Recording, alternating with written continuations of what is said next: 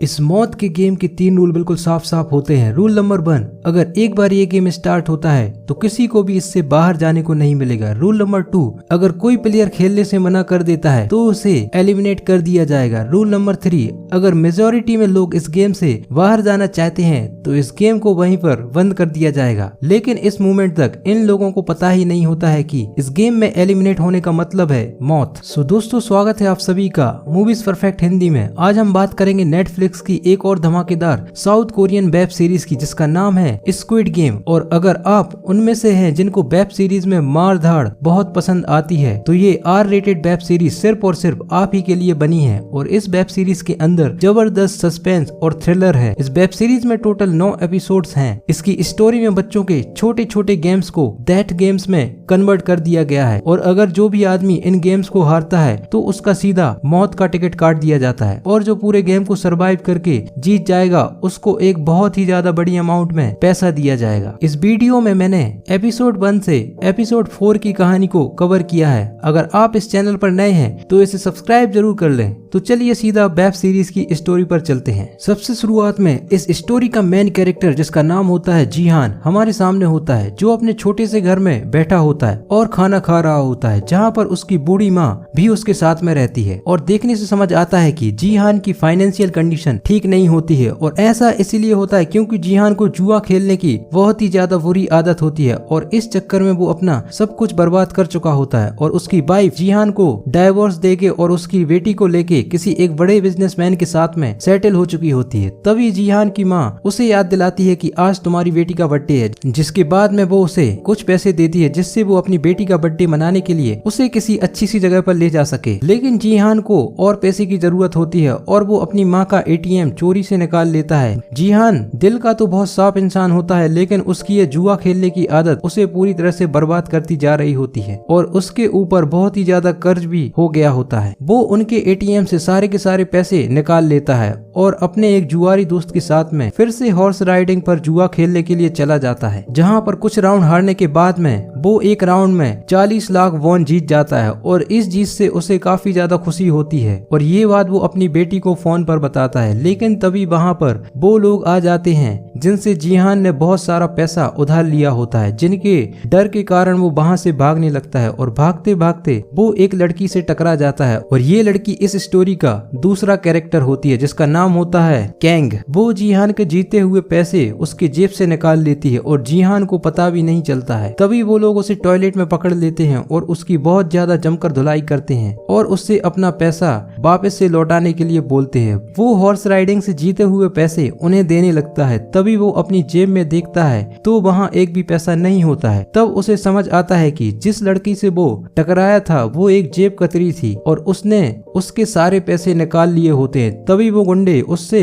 अपने पैसे जल्द से जल्द लौटाने के लिए बोलते हैं और साथ में उससे एक कॉन्ट्रैक्ट पर साइन करवा लेते हैं। अगर जीहान ने इनके पैसे नहीं लौटाए तो वो लोग उसकी आंख और किडनी निकाल कर बेच देंगे और अपना सारा पैसा कवर कर लेंगे, ऐसा उस कॉन्ट्रैक्ट में लिखा हुआ होता है। उसने सोचा था कि वो अपनी बेटी के बर्थडे पर उसे कुछ स्पेशल सरप्राइज देगा, लेकिन ऐसा नहीं हो पाता है। वो अपनी बेटी को एक छोटे से रेस्टोरेंट में डिनर पर ले जाता है और उससे वादा करता है कि वो उसे उसके नेक्स्ट बर्थडे पर उसे बहुत बड़ा गिफ्ट देगा, जिसके बाद में वो उसे उसके घर पर छोड़ देता है। जीहान मेट्रो स्टेशन पर बैठा होता है क्योंकि उसकी एक ट्रेन उससे छूट गई होती है। तभी वहाँ पर एक वेल ड्रेस्ड और अफसर सा दिखने वाला आदमी उसके पास में आता है और उसे एक गेम से पैसे जीतने की स्कीम बताता है। लेकिन उसकी इस बात पर जीहान को भरोसा नहीं होता है। तो फिर वो उसे प्रूफ के लिए उसे अपना सूटकेस दिखाता है जिसमें वाकई में बहुत सारे पैसे रखे होते हैं। जीहान गेम खेलने के लिए रेडी हो जाता है, लेकिन उसके पहले वो उससे साफ साफ बोल देता है, हार जाने पर मेरे पास में तुम्हें वापस से देने के लिए एक भी पैसा नहीं है।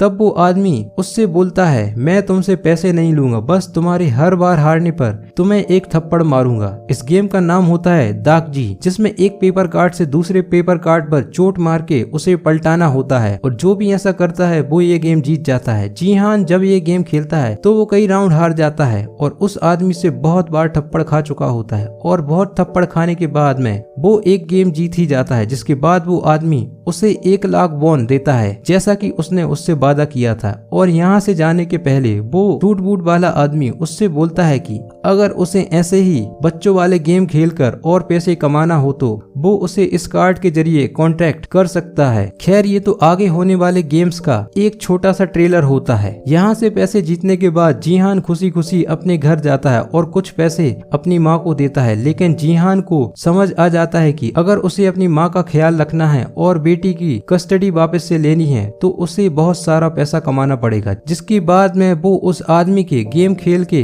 पैसे कमाने के ऑफर के बारे में बहुत ही ज्यादा सोच विचार करता है और इस गेम के बिना कोई रूल को जाने हुए ही वो उसे कॉल करके इसे खेलने के लिए राजी हो जाता है। रात के टाइम में उसे एक कार लेने के लिए आ जाती है जिसमें एक मास्क वाला आदमी बैठा होता है। इस कार में और भी लोग होते हैं लेकिन वो सभी के सभी बेहोश होते हैं। जिहान भी इस कार में बैठते ही एक गैस के कारण बेहोश हो जाता है, जिसके बाद में जब उसे होश आता है तो वो अपने आप को एक सीक्रेट लोकेशन पर पाता है जहाँ पर पहले से ही और भी बहुत सारे लोग होते हैं जो बिल्कुल एक जैसी ड्रेस पहने होते हैं और सबका अपना अपना एक यूनिक नंबर होता है। तभी जिहान अपने सामने बैठे प्लेयर नंबर 1 जो कि एक बूढ़े अंकल होते हैं उनसे पूछता है कि वो इस उम्र में यहाँ पर खेलने क्यों आए हैं। तब वो बोलते हैं कि मुझे ब्रेन ट्यूमर है और मेरे बेटे और बहू मुझे पसंद नहीं करते हैं। यहाँ पर वो लड़की भी होती है जिसने उसकी जेब से पैसे चोरी किए थे, जिसके पास में जिहान जाकर उससे उसका पैसा वापस से देने के लिए बोलता है। इस पूरी जगह पर टोटल 456 लोग होते हैं और इन सब पर इनकी अपनी अपनी लाइफ में बहुत ही ज्यादा कर्जा होता है और इसी कारण से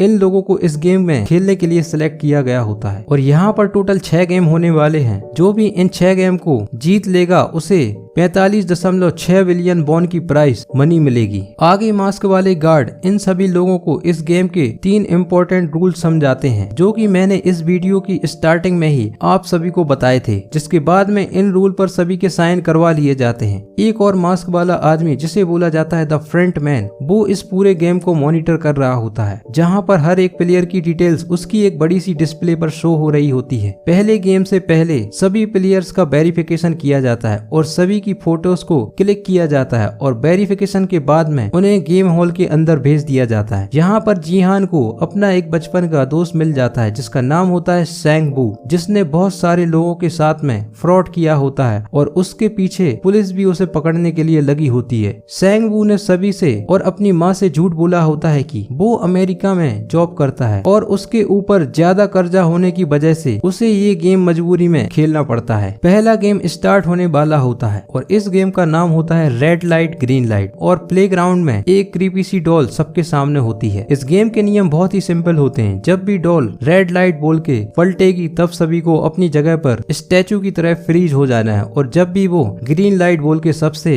नजरें हटाएगी सबको आगे की ओर बढ़ना है और जो भी सबसे पहले रेड लाइन को पार कर लेगा वो ये गेम जीत जाएगा और जो पकड़ा जाएगा वो इस गेम से एलिमिनेट हो जाएगा। और इस गेम को कंप्लीट करने के लिए सभी के पास में सिर्फ और सिर्फ 5 मिनट ही रहेंगे। सबको सुनने में ये गेम बहुत ही आसान लगता है, लेकिन जब ये गेम स्टार्ट होता है और पहली बार जब डॉल पलटती है तब एलिमिनेट हुए प्लेयर को जान से मार दिया जाता है, जिससे सभी के सभी शॉक होकर रह जाते हैं। और फिर सबको यहाँ पर पता चल जाता है कि जो भी इस गेम में एलिमिनेट होगा वो यहाँ पर मारा जाएगा, जिससे सब लोग डर जाते हैं और इस गेम से बाहर निकलने के लिए पीछे जाने लगते हैं और इस चक्कर में बहुत सारे लोग मारे जाते हैं। बाकी के लोगों के पास में बस एक ही रास्ता होता है, इस गेम को किसी भी तरह से कंप्लीट करना, जिसके बाद में बहुत से लोग आगे बढ़ते हुए इस गेम को कंप्लीट तो कर लेते हैं, लेकिन जितने लोग इस गेम को टाइम पर कंप्लीट नहीं कर पाते हैं उन सभी को शूट करके मार दिया जाता है। जिहान ने भी बिल्कुल एंड टाइम में इस गेम को कंप्लीट कर लिया होता है और यहाँ से हमें पता चलता है कि ये सारे के सारे गेम एक आइलैंड पर हो रहे होते हैं। इस पहले गेम में जितने भी लोग मारे जाते हैं उनकी डेड बॉडीज को भट्टी में डालकर जलाकर खत्म कर दिया जाता है। शुरू में तो यहाँ यहाँ पर 456 प्लेयर थे, लेकिन अब सिर्फ 201 ही बचे होते हैं। लेकिन पहले गेम को खेलने के बाद मैं सारे के सारे प्लेयर की हिम्मत जवाब दे देती है और वो इस मौत के खेल को और नहीं खेलना चाहते हैं। वो यहाँ से बाहर निकलना चाहते हैं। तभी वो गार्ड उन्हें बताता है कि पहले नियम के अनुसार ऐसा करना मुमकिन नहीं है। तभी सैंगवू उन्हें तीसरा नियम बताता है, जिसमें साफ साफ लिखा होता है कि अगर सभी लोग यहाँ से जाना चाहते हैं तो उन्हें यहाँ से जाने दिया जाएगा। तब गार्ड उनसे बोलता है कि ठीक है, यहाँ से बाहर जाने के लिए हम आप सभी की वोटिंग करवाएंगे, लेकिन उसके पहले आप पहले गेम से आए हुए पैसे को देख लीजिए। और एक बड़े से पिगी बैंक में पहले गेम के पैसे आ जाते हैं। और यहाँ पर गार्ड उनसे बोलता है कि अगर आप सभी इस गेम से बाहर जाते हैं तो ये सारा का सारा पैसा आप लोगों को ना मिलकर जितने भी लोग पहले गेम में मारे गए थे उनके परिवार को भेज दिया जाएगा। इस बात को सुनकर कुछ लोग अपना फैसला बदल लेते हैं, लेकिन कुछ लोग अभी भी इस गेम से बाहर जाना चाहते हैं। जिसके बाद में उन सभी के बीच में वोटिंग होती है और सब एक एक करके अपना अपना वोट डालते हैं और आखिरी में स्कोर हो जाता है 100-100। जिसके बाद में नंबर 1 वाले अंकल को मौका मिलता है और अब सब उन्हीं के ऊपर डिपेंड होता है। और बहुत सोचने के बाद में वो भी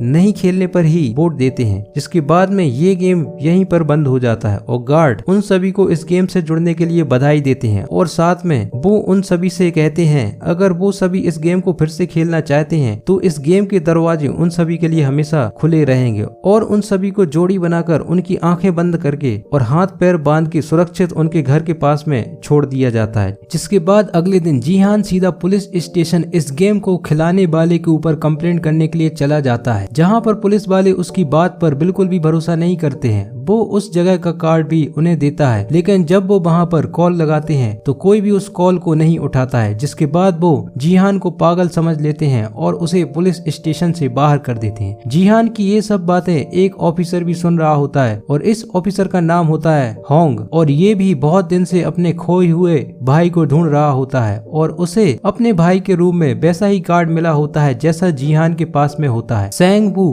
की अपने घर में जाने की हिम्मत नहीं होती है। वो दूर से ही छुपके अपनी माँ को देख रहा होता है। तभी वहीं जीहान आ जाता है, जहाँ पर सैंगवू उसे बता देता है कि उसके ऊपर बहुत ही ज्यादा कर्जा हो गया है। उसने बहुत सारे लोगों से पैसे लिए थे और वो सारे के सारे पैसे अब डूब चुके होते हैं। तभी जीहान के पास में हॉस्पिटल से एक कॉल आता है, जहाँ उसे पता चलता है कि उसकी माँ वहाँ पर एडमिट होती है। वो बहुत तेजी से हॉस्पिटल में आ जाता है, जहाँ पर डॉक्टर उसे बताता है कि उसकी माँ की डायबिटीज की बीमारी बहुत ही ज्यादा बढ़ चुकी होती है, जिस वजह से उनके पैरों की सर्जरी करना बहुत ही जरूरी है। लेकिन जीहान के पास में इस सर्जरी के लिए पैसे ही नहीं होते हैं। आगे हमें अली दिखता है, जो पाकिस्तान से कोरिया सिर्फ अच्छे पैसे कमाने के लिए आया था, लेकिन उल्टा उसकी हालत यहाँ पर और भी ज्यादा खराब हो चुकी होती है। वो जहाँ पर काम करता था वहाँ के बॉस ने उसे 6 महीने से उसकी सैलरी नहीं दी होती है, जिस वजह से वो बहुत परेशान होता है। उसके साथ में उसकी बीवी और बच्चा होता है। यहाँ के हाल को देखते हुए वो उन्हें वापस से अपने घर जाने के लिए बोलता है और वो यहाँ से बाद में पैसे लेकर वापस पाकिस्तान आएगा, ऐसा बोल के वहाँ से चला जाता है। कैंग भी अपने छोटे भाई से अनाथालय में मिलने गई होती है और यहाँ हमें पता चलता है कि वो यहाँ पर नॉर्थ कोरिया से आई होती है, लेकिन उसके माता पिता अभी भी वहीं पर फंसे होते हैं, जिनको वहाँ से बाहर निकालने के लिए उसे भी बहुत सारे पैसों की जरूरत होती है। आगे हमें सैंगवू की माँ दिखती है, जिन्हें ऐसा लगता है कि उनका बेटा अमेरिका में बहुत ही अच्छी नौकरी कर रहा है। तभी वहाँ पर पुलिस आ जाती है और उसके बेटे के सारे काले कारनामे उन्हें बता देती है और उन्हें सलाह देती है कि जल्द से जल्द वो अपने बेटे से सरेंडर करवा दे, नहीं तो हमें कोई बड़ा कदम उठाना पड़ेगा। और इस बात को सुनकर उन्हें बहुत ही गहरा सदमा लगता है। बूढ़े अंकल के पास में रहने का कोई भी ठिकाना नहीं होता है। कुल मिला के सभी की लाइफ वापस से नर्क की तरह हो गई होती है और उनके पास में पैसे कमाने का कोई भी दूसरा ऑप्शन नहीं होता है। तभी उस गेम के कार्ड उन सभी के पास में वापस से आने लगते हैं और वो सब फिर से वहाँ पर वापस से जाने का मन बना लेते हैं और इस बार भी कुछ उसी तरह से उन्हें एक कार फिर से लेने के लिए आ जाती है। लेकिन इस बार वो पुलिस ऑफिसर भी जीहान का चुपचाप से पीछा कर रहा होता है। वो पुलिस वाला एक गार्ड को मारकर उसके कपड़े पहन लेता है और उन्हीं के साथ में उस जगह पर घुस जाता है। गार्ड वापस से इन सभी प्लेयर्स के कपड़े बदल देते हैं और उन सभी को गेम के लिए रेडी करते हैं। इस बार इस गेम में वापस से लौट के 187 प्लेयर आ गए होते हैं और बाकी के 14 प्लेयर नहीं आए होते हैं। जीहान अंकल से वापस से मिलकर बहुत ही ज्यादा खुश होता है और उन सभी का वापस से रीयूनियन हो जाती है, जिसमें अली, उसका बचपन का दोस्त सैंगबू भी होता है। अब यहाँ पर किसी को भी पता नहीं होता है कि अगला गेम कौन सा होने वाला है। तभी एक लड़की बाथरूम का बहाना बना के वहाँ पर सिगरेट पीने के लिए जाती है और उसके साथ में कैंग भी पहुंच जाती है और अंदर से दोनों वॉशरूम का दरवाजा बंद कर लेते हैं। जिसके बाद में कैंग एक एसी बैंड के अंदर से यहाँ की किचन तक पहुंच जाती है, जहाँ वो मास्क मैन कुछ डिश बना रहे होते हैं और इसके बारे में कैंग को कुछ समझ नहीं आता है। बहुत देर से बाथरूम में होने की वजह से एक गार्ड को इन दोनों पर शक हो जाता है, जिसके बाद में वो अंदर जाता है और कैंग तब तक वहाँ से बाहर आ गई होती है। स्लीपिंग हॉल में सैंगबू समझ जाता है कि कैंग को कुछ पता चला है, लेकिन उसका कहना होता है कि वो लोग एक बड़े से बर्तन में कुछ बना रहे थे। जिसके बाद में अगले दिन दूसरे गेम के पहले सभी प्लेयर को ब्रेकफास्ट दिया जाता है और इसके बाद उन्हें कहा जाता है कि अब वो सब गेम हॉल की तरफ आ जाएं। सभी लोग गेम हॉल में आ जाते हैं, जहां पर अगले गेम के लिए दीवार पर अलग अलग सिंबल बने होते हैं और उसी जगह पर पैक्ड डिब्बे के अंदर वो ही सेब रखे होते हैं और सबसे कहा जाता है कि वो लोग एक एक करके अपने लिए डिब्बा ले लें, जिसको जो भी सिंबल चाहिए हो वो उठा सकता है। लेकिन अभी तक किसी को नेक्स्ट गेम के बारे में पता नहीं होता है। फिर थोड़ी देर बाद में गेम का नाम अनाउंस होता है और इस गेम का नाम होता है शुगर हनीकोम। इस गेम में सभी प्लेयर को उनकी चॉकलेट में से दिए गए शेप को पिन की मदद से बिल्कुल पूरी तरह से सही सलामत बिना टूट फूट के बाहर निकालना पड़ेगा और जो भी ऐसा 10 मिनट के अंदर कर लेगा वो ये गेम जीत जाएगा और जो नहीं करेगा वो मारा जाएगा। इसका मतलब है कि जिसने सबसे छोटा शेप लिया है उसके लिए ये गेम बहुत आसान होगा और जिसने बड़ा शेप ले लिया है उसके लिए बहुत ही ज्यादा टफ होगा। जीहान ने बड़ा शेप ले लिया होता है, इस वजह से उसके होश उड़ गए होते हैं और उसे लगने लगता है कि वो इसको टाइम पर कंप्लीट नहीं कर पाएगा। गेम स्टार्ट हो जाता है, सबके सब शेप को बाहर निकालने में लग जाते हैं और सबको डर होता है कि कहीं ये टूट बस ना जाए। तभी एक आदमी से शेप टूट जाता है, जिसको गार्ड बुरी तरह से मार देते हैं और ऐसा ही और प्लेयर के साथ में होता है। धीरे धीरे यहाँ पर गोलियों की बारिश चालू हो जाती है और डिस्प्ले से मरने वाले प्लेयर्स की फोटो भी हटने लगती हैं और ये देख के सबकी फट जाती है। जिसके बाद सब और भी ज्यादा सतर्क हो जाते हैं और सबसे पहले प्लेयर 111 शेप को निकाल लेता है, फिर कैंग भी निकाल लेती है और इसी तरह अली भी, और सबसे आखिरी में जीहान और अंकल भी एक स्पेशल ट्रिक से इसको कंप्लीट कर लेते हैं और बाकी के जितने लोग इसे टाइम पर नहीं कर पाते हैं उन सभी को मार दिया जाता है और जीतने वाले प्लेयर वापस से अपने उस बड़े हॉल में पहुंच जाते हैं। दूसरे गेम के बाद में अब सिर्फ 106 प्लेयर बचे होते हैं और इसी के साथ में इस गेम का भी प्राइज मनी उस बड़े से पिगी बैंक में डाल दिया जाता है। इसके बाद अब यहाँ पर एक बहुत खतरनाक खूनी खेल होने वाला होता है। प्लेयर को खाने के लिए बहुत कम खाना दिया जाता है और तभी गैंगस्टर जैंग दूसरे प्लेयर का खाना खा लेता है, जिससे वो जैंग से बहस करने लगता है और जैंग उसे गुस्से में सबके सामने वहीं पर मार देता है और पिगी बैंक में प्राइज मनी फिर से बढ़ जाती है। सबको समझ आ जाता है कि इस गेम में एक दूसरे को मारना भी इस गेम का एक हिस्सा है। यहाँ पर सैंगवू अपने बाकी सभी साथियों से बोलता है कि अब हमें एक टीम की तरह काम करना चाहिए, जिससे हम पर कोई हमला ना कर पाए और हमें हर हमले के लिए तैयार होना चाहिए। अब यहाँ से दोस्तों इस पूरे गेम की एक साइड स्टोरी भी रिवील होती है, जहाँ पर कुछ गार्ड प्लेयर में से एक डॉक्टर से मरे हुए लोगों के बॉडी पार्ट को निकलवा रहे होते हैं, जिसको वो बहुत सीक्रेटली यहाँ से ले जाकर बेच देते हैं और बदले में उस डॉक्टर को हर गेम के पहले ही उस गेम का नाम बता दिया जाता है। रात के टाइम जब यहाँ की लाइट बंद हो जाती है तो सब लोग एक दूसरे पर हमला करना शुरू कर देते हैं और कुछ ही देर में इस पूरे मुठभेड़ में बहुत सारे प्लेयर मारे जाते हैं और इनाम की रकम एक बार फिर से पिगी बैंक में डाल दी जाती है। जीहान और सैंगबू ने अली और अंकल को मिला के टीम बना ली थी, जिस वजह से वो इस हमले में बच जाते हैं। प्लेयर 111 को अगले गेम के बारे में पहले से ही पता चल जाता है, जिसके बारे में वो गैंगस्टर जैंग को बताता है और उससे बोलता है कि वो उसे अपनी टीम में ले ले, जिससे उसे आगे के हर एक गेम में पता चलता जाए कि अगला गेम कौन सा होने वाला है। गैंगस्टर जैंग यहाँ इस गेम का सबसे स्ट्रॉन्ग प्लेयर माना जाता है है। जब अगले गेम का अनाउंसमेंट होता है तो सभी से बोला जाता है कि सब लोग 10-10 लोगों को चुन के अपनी अपनी टीम बना लें। जैंग ने एक सन की लड़की से वादा किया था कि वो उसे अपनी टीम में लेगा, लेकिन वो उसे अपनी टीम में नहीं लेता है, जिस कारण से वो उस पर बहुत ही ज्यादा भड़कने लगती है। इस पूरे राउंड के लिए सैंग वू और जीहान अपनी टीम को सबसे ज्यादा कमजोर समझते हैं, क्योंकि अब उनकी टीम में 3 लड़कियां होती हैं और एक बूढ़े अंकल होते हैं। जिसके बाद में सभी को अगले गेम का नाम बताया जाता है, जिसका नाम होता है थग ऑफ वॉर। अब जीहान को लगता है कि ये वाला गेम शायद उसका आखिरी गेम होने वाला है, क्योंकि इस गेम में मजबूत लोगों की बहुत ही ज्यादा जरूरत है और उनकी टीम सबसे ज्यादा कमजोर है। जिसके बाद में सभी को उस गेम के रूल्स को